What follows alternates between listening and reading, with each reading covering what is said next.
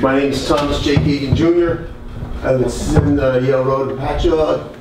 I am, as most of you probably know, one of the owners of the Brick House Brewery, one of those other buckets of horror on West Main Street. But 20 years ago, when there were 3 restaurants in Patchogue and a lot of empty stores, myself and several other people bought the old building, the Shands building, opened it up, and we're grateful to say we're going to celebrate our 20th anniversary next month, in June. The difference between what the Emporium brings to town and what all the other restaurants are is just a matter of size. And frankly, I know that these guys have put a ton of work into this thing. They've made a huge contribution into our village. But we really have to give some thought to revamping the absolute volume that you've got. I think what's happened, well, one thing is the size of it just brings a critical mass beyond what we have anywhere else, including at 89 North, where I think the capacity is probably around 250 or so. We're still talking about a place that's going to hold 700-800 people, and I think, with all due respect, I think we've got to rethink this a little bit tighter. I think the gentleman that said we really just rearrange the floor plan instead of decreasing it is probably has hit the nail on the head. When this whole project got started, it was a cool idea that brought a lot of people to Patchogue, as did a lot of other things, not the least of which, of course, is the Patchogue Theater that's been driving this whole renaissance that we've enjoyed over the last 20 years. But when this started, it was really going to be something I thought that would be a little bit different. The bowling alley was there, that I thought was a neat adjunct to it. The bowling alley's gone. They had not a lot of private parking, but they had some parking. A lot of that was eaten up by the addition on the south side of the building. I think what we're doing here is just putting a sign, 2 different signs over the entrance to the door. I think we've got to do a little bit more than that. No village, no municipality on Long Island is better at assembling parcels and making something new.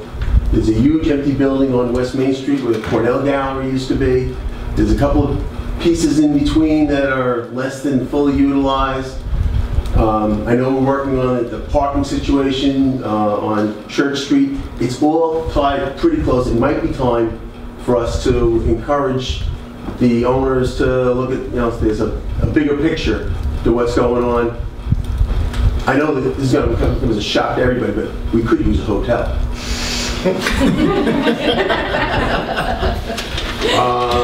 I applaud these gentlemen and their partners. I know what it means to do well while you're doing good, and I know that I've been to events there, charity events, and supported the things that they do. But I think we have to look at this a really hard look, and it's time maybe to sit down and see if there's not a way that we're not going to wind up with 800 people. And I would also point out that there was discussion about the age requirement and the contracts that they require. A contract is the meeting of minds between 2 people. And if there's a provision in that contract that's contrary to what would be the good of the village of Patchogue, as well as the business that they're running, you don't have to sign that contract. Maybe you have to change that contract.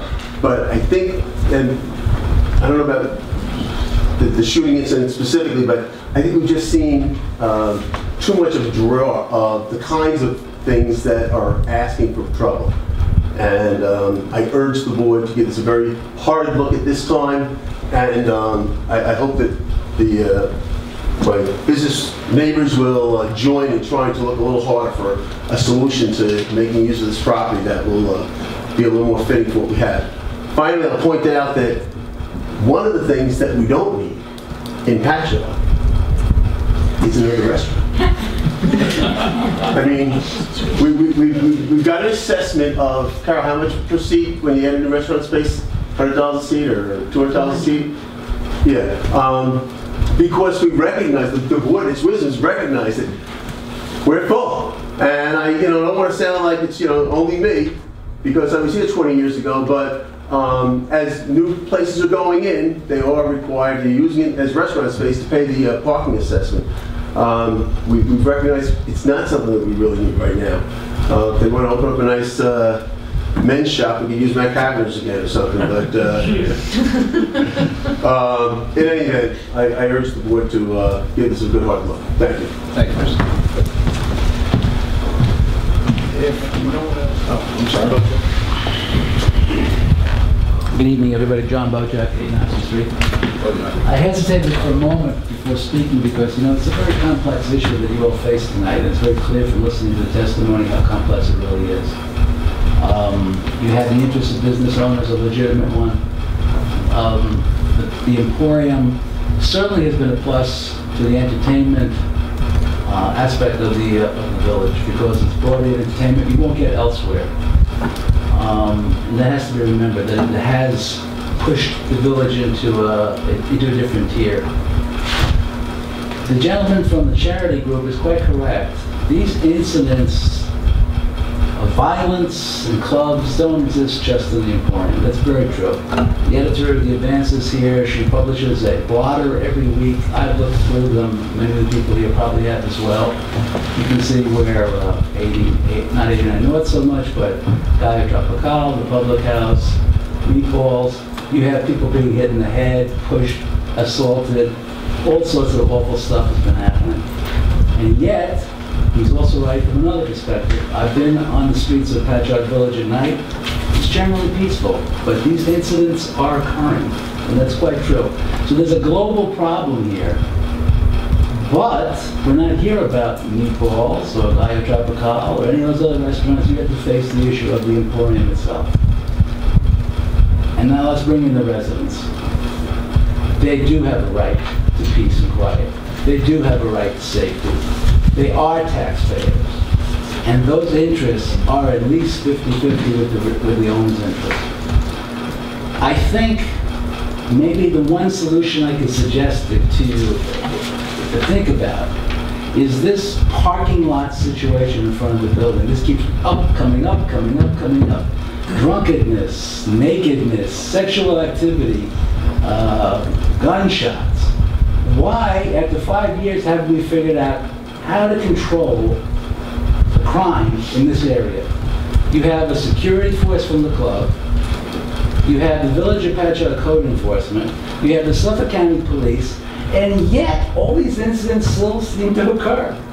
If you're not going to tell these guys to move to a new place, if you're not going to close down their business, then you've got to find a practical way to suppress crime and violence around this club. Because the residents of that community around it have the right to sleep in their homes without fear of a gunshot, killing any person or a baby or a child. It's quite true what they're saying to you. You've got to find that solution somehow as you assess the need for this club to continue, which I believe it should actually. But we have to figure out as a community what we are not doing right, that these incidents have continued for all these years. The good guys have got to do better than the bad guys. And we should be able to do that. There's enough resources. Maybe it's a coordination plan that has to be reapplied. But God damn it, it's time to do so. Thank you.